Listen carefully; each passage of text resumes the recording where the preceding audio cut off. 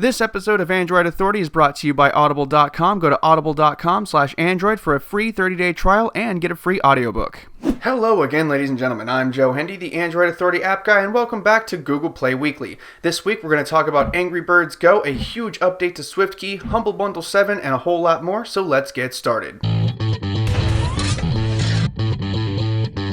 In our first bit of news this week, Google is apparently releasing an application called Mobile Meter, which rewards users for sending in mobile usage statistics. The premise is you download the application, opt in, your data gets anonymized and sent to Google, and they give you an unspecified something in return. Since the story broke, it's been confirmed that these apps do in fact exist for iOS and Android and will be out sometime in the coming weeks. It's worth noting that a lot of stuff we do is monitored by Google anyway, but you can actually choose to not opt in to this one. Of course, this is the only one where you can get something out of it for opting in, and it is anonymous, so people may like it.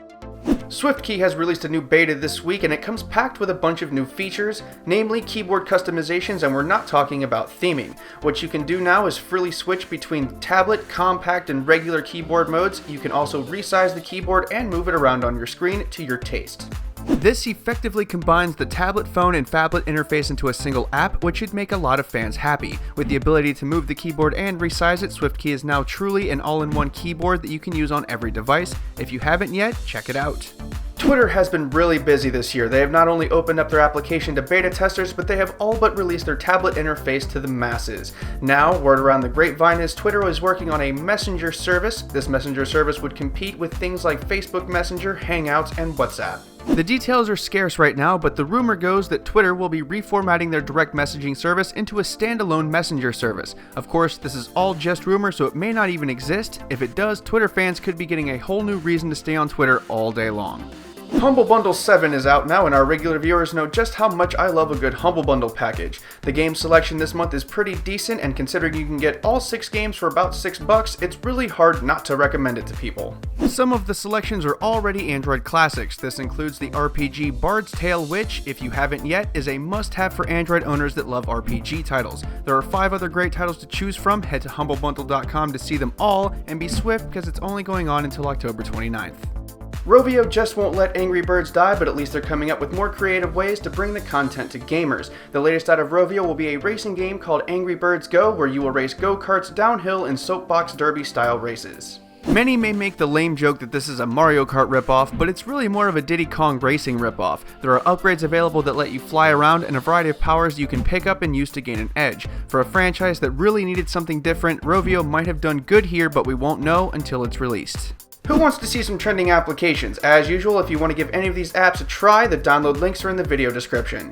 First up this week is Instagram. The app was updated recently to include a few new features. There are simplified video settings, which includes a new setting to help you with data usage, and you can now straighten pictures taken with the Instagram camera. Netflix got an update that has increased performance pretty much across the board. Along with a much smoother experience, the app also has a new GUI, so it both looks and acts brand new. If you're a Netflix subscriber and you've been holding off on the Android version, it might be a good time to try it out now. We know a lot of people who use Outlook.com's app don't like it very much, but they have been trying hard to not be so terrible. That said, a recent update has added a few new features. You can now choose more colors for theming your inbox, you can sync your entire mailbox for offline viewing, and they have included server-side search in case you need that. The best water-related racing game this year got a new update, and it's a really big one. Included is a new game mode where you can challenge your friends and compete for best times on leaderboards. They have added a new hydrojet, the Scorpion, and you can now race as a female rider. They've also added some touchscreen controls in case you didn't like the ones that were already there. Last on our trending apps list this week is Google Play Music. They got a small update and it didn't add all that much. You can now listen to I'm Feeling Lucky Radio, which will play music that you love according to Google. They have also added pin icons to cards so you can more easily keep track of what's on your device. Once again, I'm Joe Hendy, the Android Authority app guy, and this has been Google Play Weekly. Feel free to subscribe to our YouTube channel, and if you like this show, check out some of our other ones. The written companion to this video, along with the social media links, are in the video description. Thank you for watching, and have a wonderful day.